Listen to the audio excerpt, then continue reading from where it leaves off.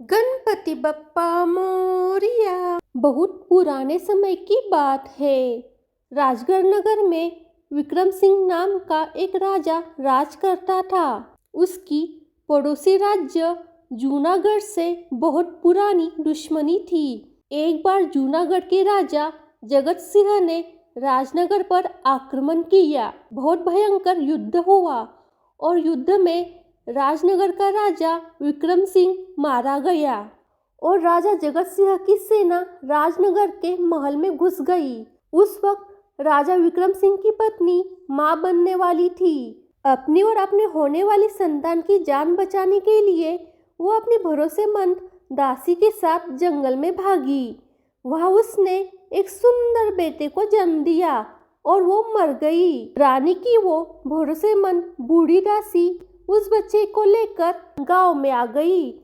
वह झोपड़ी बना के रहने लगी और अपना पोता बताकर उस बच्चे की लालन पालन करने लगी। वो नन्हा सा बच्चा बहुत ही सुंदर था।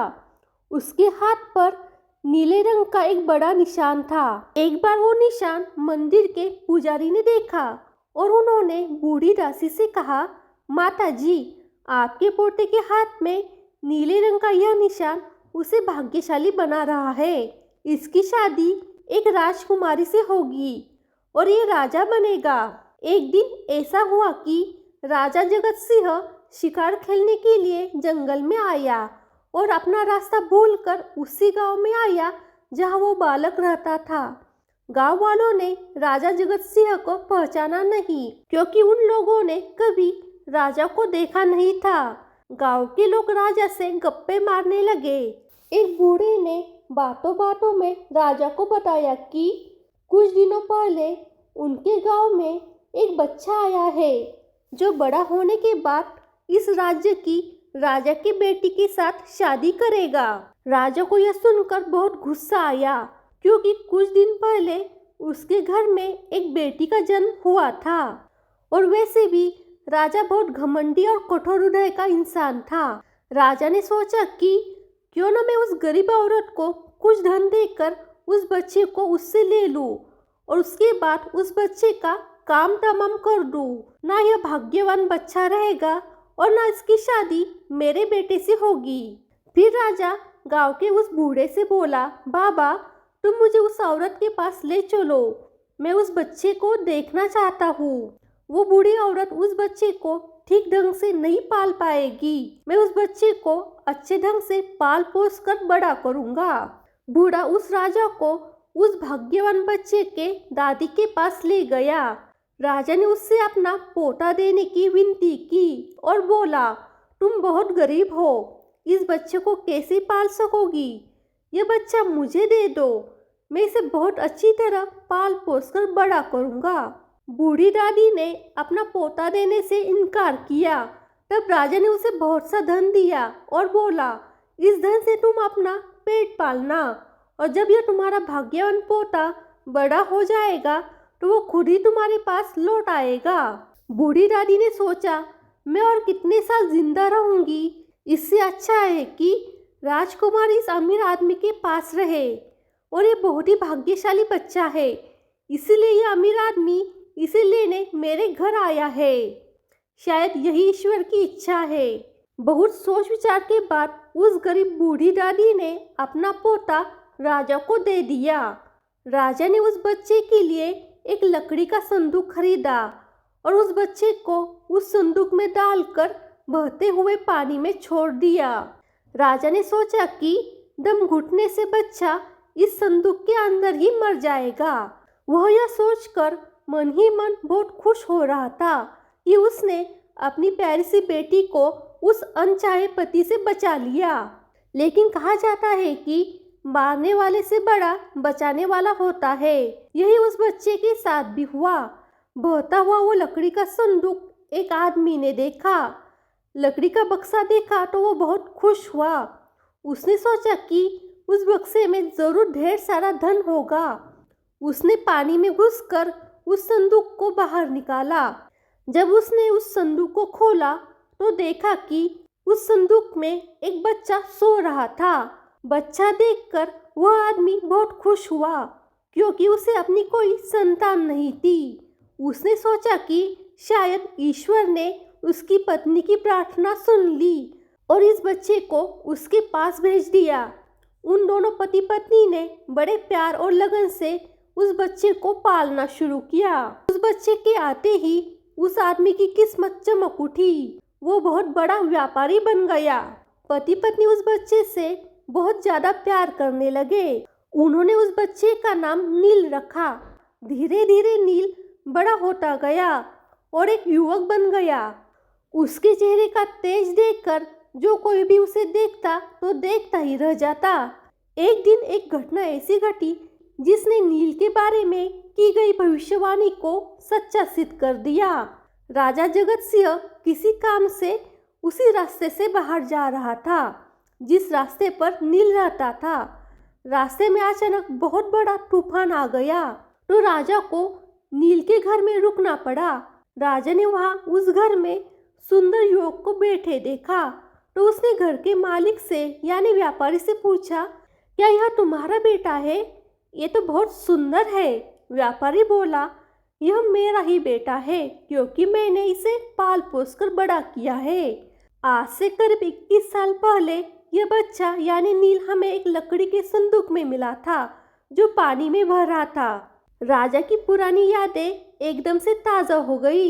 उसे व्यापारी की बात सुनकर बहुत आश्चर्य हुआ। वो बच्चा जिसे अब तक वो मरा हुआ समझ रहा था अभी तक जिंदा है। उसने नील को खत्म करने की तरकीब फिर सोची। राजा ने घर के मालिक यानी व्यापारी से कहा, क्या आप अपने बेटे को मेरा एक काम करने की आज्ञा दे सकते हैं? मैं रानी के पास एक पत्र भिजवाना चाहता हूँ। यह पत्र बहुत ज़रूरी है और एक विश्वसनीय व्यक्ति के हाथ से ही भेजना होगा। यह सुनकर नील ने फौरन हाँ कर दी और व्यापारी भी उसे भेजने के लिए तैयार हो गया। राजा ने झट से अपनी रानी को एक पत्र लिखा। उसने पत्र में लिखा कि जैसे ही ये लड़का नील तुम्हारे पास मेरा यह पत्र लेकर पहुँचे तुम इसे मरवा देना और महल से दूर दफना भी देना। यह सब कुछ मेरे वापस आने से पहले हो जाना चाहिए। इतना लिखने के बाद उसने मुहरबंद पत्र नील को दे दिया। नील उस पत्र को लेकर राजमहल की ओर चल दिया। वो आज तक अपने घर से कभी इतनी दूर नहीं गया था, अतः राजमहल का रास्ता नहीं ढूंढ सका और जंगल में खो गया। शाम ढल चुकी थी, तभी अंधेरे में उसे दूर से रोशनी आती दिखाई दी। वो दौड़कर उस रोशनी की तरफ गया तो उसने देखा कि वह एक छोटा सा कच्चा घर था। उस घर में कोई दरवाजा नहीं था। जब वो उस घर के अंदर गया तो उसने देखा कि एक बूढ़ी औरत आग जलाए बिल्कुल अकेली बैठी है। वो औरत नील को अपने सामने देखकर डर गई। उसने नील से पूछा, बेटा तुम कौन हो, कहाँ से आए हो और तुम्हें कहाँ जाना है?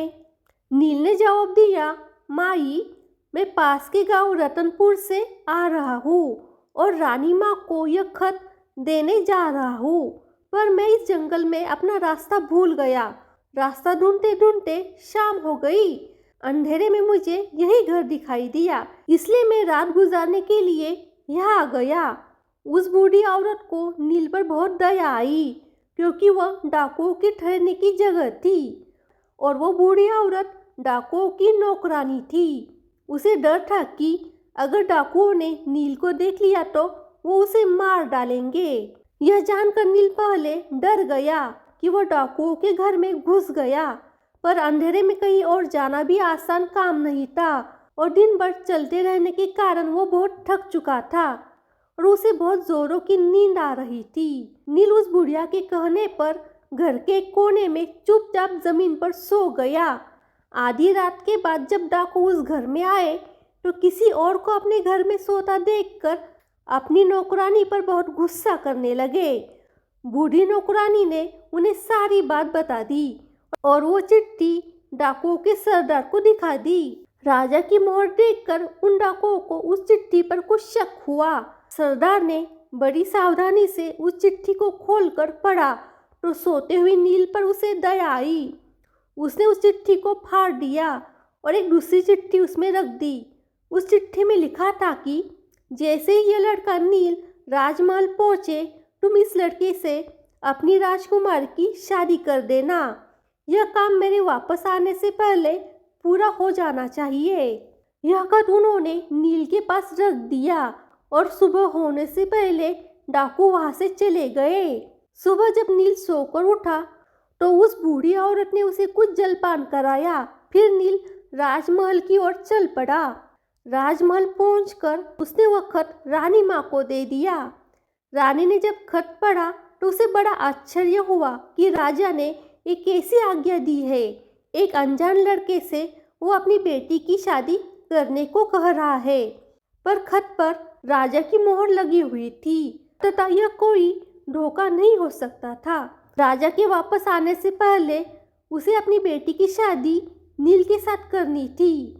रानी ने नील को अपने पास बुलाया। उसका भोला भाला और सुंदर चेहरा उसे बहुत पसंद आया और उसने अगले ही दिन अपनी बेटी की शादी नील के साथ कर दी। नील राजकुमारी के साथ सुख से उस महल में रहने लगा।